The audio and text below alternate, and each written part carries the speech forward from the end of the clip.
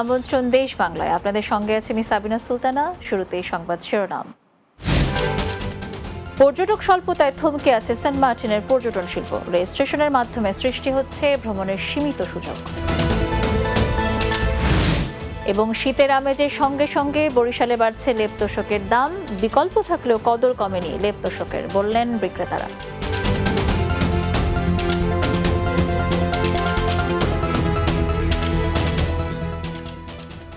শুনছিলেন শিরোনাম, এবারে বিস্তারিত।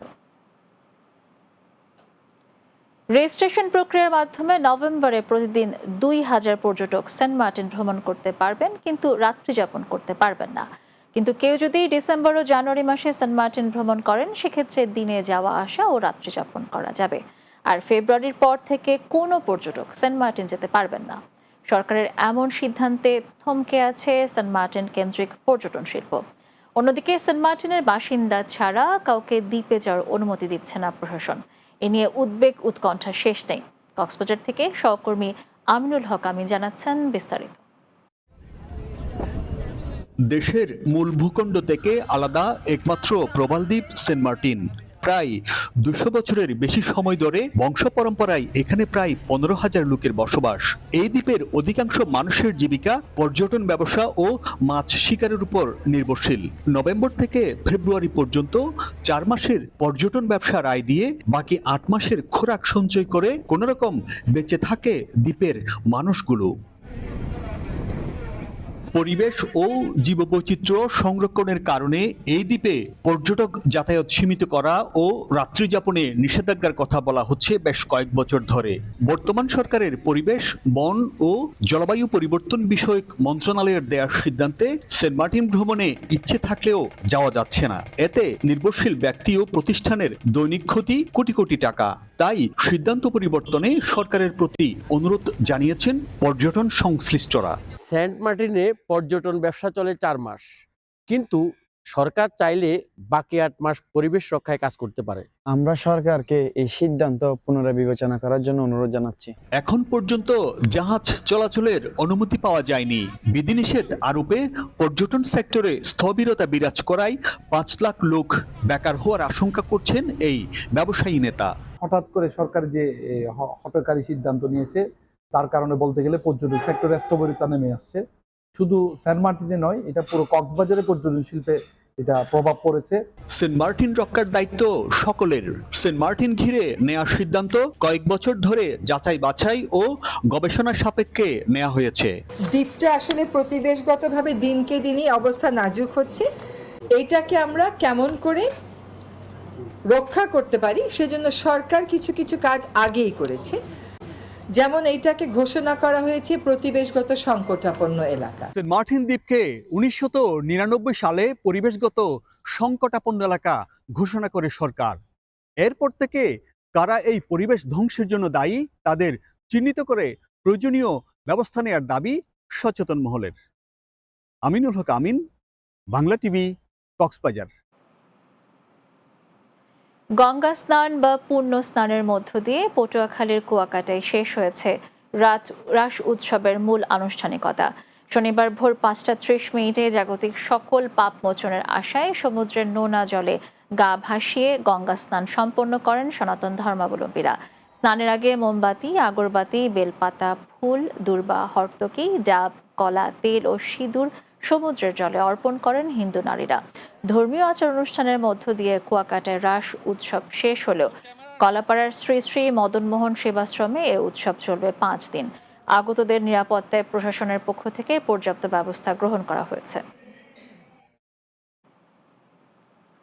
ধর্মীয় শিক্ষা মানুষকে আলোকিত করে উল্লেখ করে বিএনপির তথ্য বিষয়ক সম্পাদক আজিজুল বারী হেলাল বলেছেন, ধর্মীয় শিক্ষা আলোকিত সমাজ গঠন করে। খুলনার রূপসার নন্দনপুর সিদ্দিকিয়া হাফিজিয়া ও দাখিল মাদ্রাসা শিক্ষার্থীদের বিদায় অনুষ্ঠানে আয়োজিত আলোচনা সভায় প্রধান অতিথির বক্তব্যে তিনি কথা বলেন। অনুষ্ঠানের সভাপতিত্ব করেন নন্দনপুর বায়তুন নূর কেন্দ্রীয় জামে মসজিদের সভাপতি আফতাব আহমেদ জমাদ্দার। বিপ্লব ও সংহতি দিবস উপলক্ষে বিএনপির কেন্দ্রীয় কমিটির বিজ্ঞান ও প্রযুক্তি বিষয়ক সহ সম্পাদক আশরাফ উদ্দিন বকুলের সমর্থনে নরসিংদী রায়পুরায় বর্ণাঢ্য র্যালি অনুষ্ঠিত হয়েছে। রায়পুরা বালিকা পাইলট উচ্চ বিদ্যালয় মাঠ থেকে উপজেলা সদর পর্যন্ত র্যালি অনুষ্ঠিত হয়। পরে সংক্ষিপ্ত আলোচনায় বক্তব্য রাখেন আশরাফ উদ্দিন বকুল, রায়পুরা উপজেলা বিএনপির সাধারণ সম্পাদক আসাদুজ্জামান খোকন সহ দলীয় নেতাকর্মীরা। শীতের আমেজ শুরু হতেই লেপ তোশক তৈরিতে ব্যস্ত বরিশালের কারিগররা। তবে জিনিসপত্রের দাম বৃদ্ধি পাওয়ায় লেপ তোশকের দামও গত বছরের চেয়ে বেশি। আধুনিক যুগে লেপ তোশকের বিকল্প থাকলেও যুগ যুগ ধরে লেপ তোশকের চাহিদা রয়েছে বলে জানান ক্রেতারা। আর বিক্রেতারা বলছে শীত আসলে লেপ তোশকের চাহিদা অনেক বেশি থাকে। নাসির উদ্দিনের ক্যামেরায় Barisal bureau in-charge FM Nazmul রিপনের প্রতিবেদন, জানাচ্ছেন মাহমুদ রুবেল।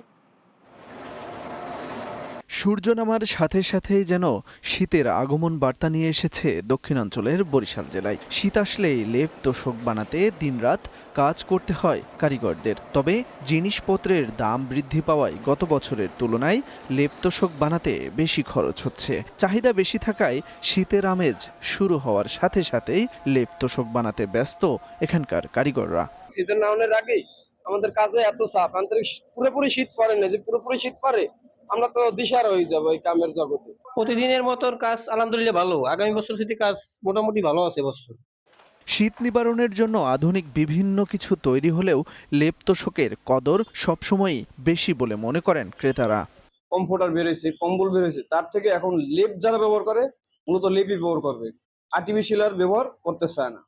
শীত আসলেই লেপ তোশকের বিক্রি বেড়ে যায় বলে জানান বিক্রেতারা। লেপ তোশকটার ব্যবসা কিনা পারে, কম্বলের চেয়ে ল্যাপ তোশকের চাহিদাই বেশি।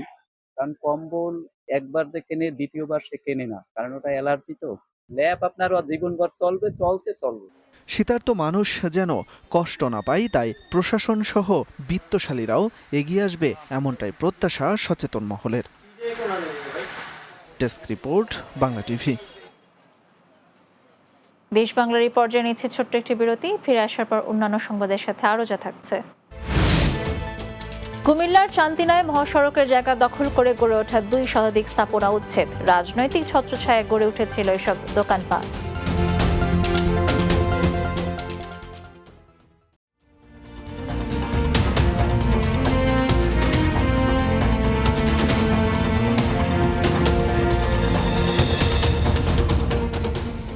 বিরতির পর আবারও স্বাগত দেশ বাংলায়। কুমিল্লার চান্দিনা বাজারে মহাসড়কের জায়গা দখল করে গড়ে তোলা অবৈধ 2 শতাধিক স্থাপনা গুড়িয়ে দেওয়া হয়েছে। শনিবার ঢাকা চট্টগ্রাম মহাসড়কের কুমিল্লার চান্দিনা বাজারে মহাসড়কের উচ্ছেদ অভিযান শুরু করে কুমিল্লা জেলা প্রশাসন এবং সড়ক ও জনপথ।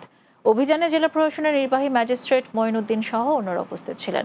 স্থানীয়দের দাবি, অবৈধ স্থাপনা উচ্ছেদের পর রাজনৈতিক প্রভাবে একটি চক্র আবারও স্থাপনা গড়ে তোলে।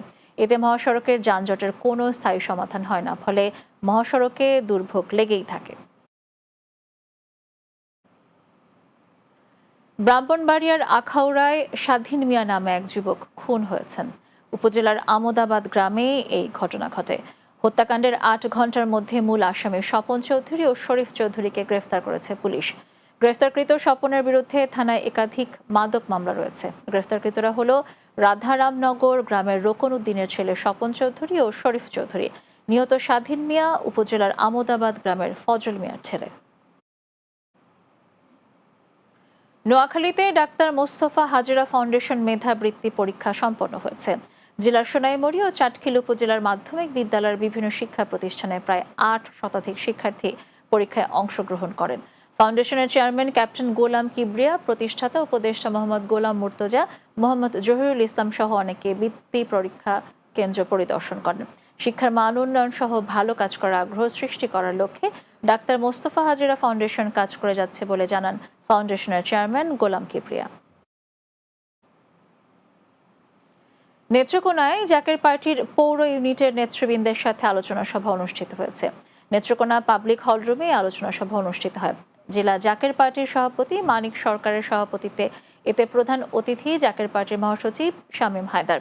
পরে বক্তারা জাকের পার্টি সংগঠিত করতে বিভিন্ন দিক তুলে ধরেন।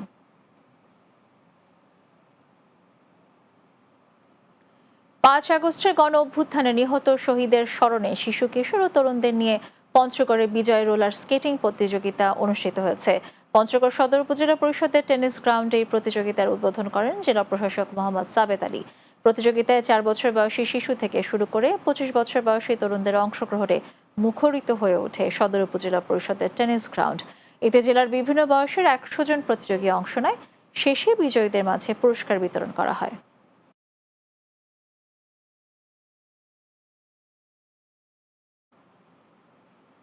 শেষ করব দেশ বাংলা, তবে যাওয়ার আগে সংবাদ শিরোনামগুলো জানিয়ে দিচ্ছি আরও একবার। পর্যটক স্বল্পতায় থমকে আছে সেন্ট মার্টিনের পর্যটন শিল্প। রেজিস্ট্রেশনের মাধ্যমে সৃষ্টি হচ্ছে ভ্রমণের সীমিত সুযোগ।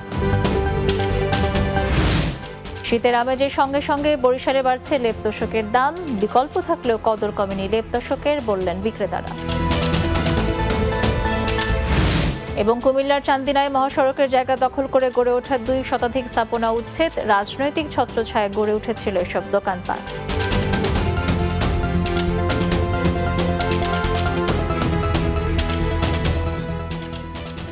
দর্শক, এই ছিল দেশ বাংলায়। আমাদের পরবর্তী সংবাদ বিকেল 4:30 দিনের বাংলা দেখার আমন্ত্রণ রইল। আর এতক্ষণ সঙ্গে থাকার জন্য ধন্যবাদ সবাইকে।